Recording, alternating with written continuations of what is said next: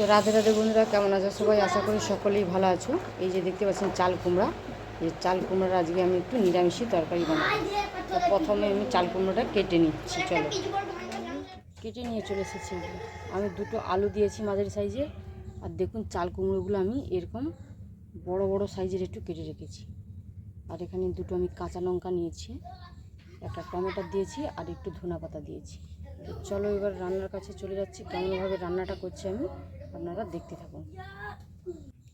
তো চলো এবার রান্নার কাছে চলে এসেছি। কড়া একটা বসিয়ে দিয়েছি, কড়ার মধ্যে আমি একটু সরষের তেল দিয়ে কুমড়া আর আলুটা ভেজে নেব। তেলটা গরম হয়ে গেছে, তেলের মধ্যে এবার আমি আলুগুলো দিয়ে দিচ্ছি।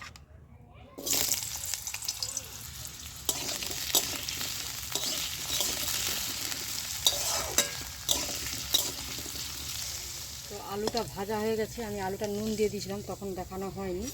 তো আলুটা আমি এবার নামিয়ে নিয়েছি। এবার আমি চাল কুমড়োটাও লাল করে ভেজে নেব।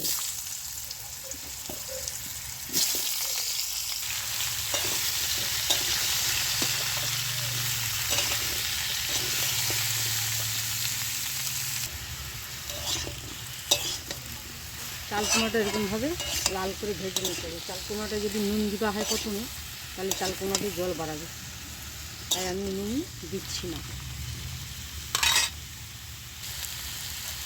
তো কুমড়োটা লাল করে আমার ভাজা হয়ে গেছে দেখুন। এবার আমি নামিয়ে নিচ্ছি এটা।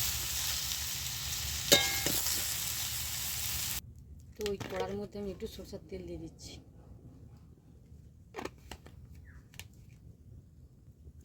শুকনো লঙ্কা, একটা তেজপাতা, আর একটু জিরা ফোড়ন দিচ্ছি আমি। তো ফোড়নটা ভাজা হয়ে গেছে, সুন্দর গন্ধ বেরিয়েছে। এবার আমি টমেটোর কুচিটা দিয়ে দিচ্ছি।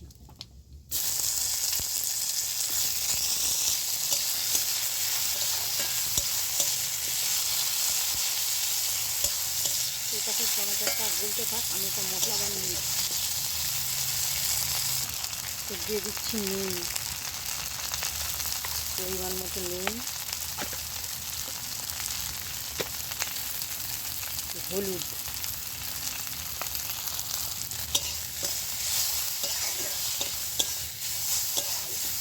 তো এখানে যে আমি মশলাটা বেটে রেখেছিলাম সেইটা দিয়ে দিচ্ছি। এখানে আমি 1 চামচ জিরা আর ধনিয়া বাটা নিয়ে নিয়েছি, সেটা দিয়ে দিচ্ছি।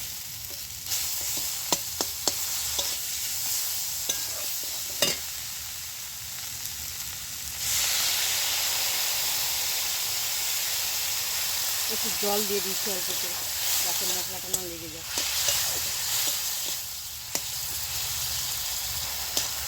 তো মশলাটা দেখুন ভালো করে কষানো হয়ে গেছে, মশলা থেকে তেল ছেড়ে গেছে একভাবে। এবার আমি ভেজে রাখা আলু আর চাল কুমড়োটা দিয়ে দিচ্ছি।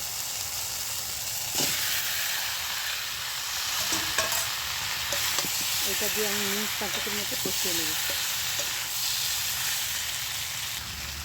এখানে আমি যে দুটো কাঁচা লঙ্কা রেখেছিলাম, এটা ফাটিয়ে দিয়ে দিচ্ছি।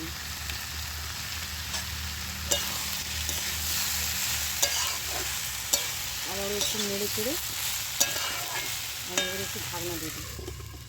ফিরে আসছি কিছুক্ষণ পর। এবার ঢাকনাটা খুলে আমি একটু চিনি দিয়ে দিচ্ছি।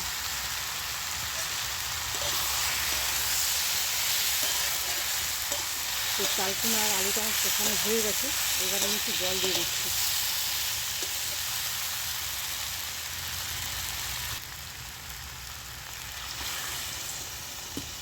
অল্প করে একটু আমি জল দিচ্ছি। এমনভাবে রান্নাটা করতে হবে যে কুমড়াটা যাতে সেদ্ধও হয়ে যায়, কিন্তু ঘেটেও না যায়, গোটা গোটা যেন থাকে। আমি এইভাবেই রান্নাটা করে নিই। তো এবার একটু ঢাকনা দিয়ে দিচ্ছি। ফিরে আসছি কিছুক্ষণ পর। যতক্ষণ না কুমড়াটা সেদ্ধ হচ্ছে ততক্ষণ আমি রান্না করে নেব। দেখতেছি তরকারিটা আমার রেডি হয়ে গেছে, জলও মরে গেছে দেখুন। এবার যেমন সেই ধনে পাতাটা যে কেটে রেখেছিলাম সেইটা দিয়ে দিচ্ছি।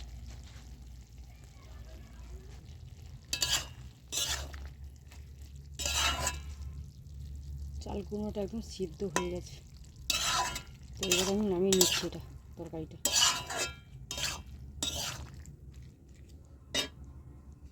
তো তরকারিটা আমি নামিয়ে নিয়েছি। খেতে অসাধারণ লাগে এই নিরামিষের চাল কুমড়ো তরকারিটা। তো গরম ভাতের সাথে থাকলে আর কিছুই লাগবে না, এই দিয়েই এক থালা ভাত খাওয়া হয়ে যাবে। তো নিরামিষ দিনে আপনারা এরকম চাল কুমড়ো বানিয়ে খেয়ে দেখবেন, আর কেমন লাগে আমাকে অবশ্যই কমেন্ট করে জানাবেন। আর আমার রান্নাটা যদি ভালো লাগে আমার চ্যানেলটি সাবস্ক্রাইব করে আমার পাশে থাকবেন।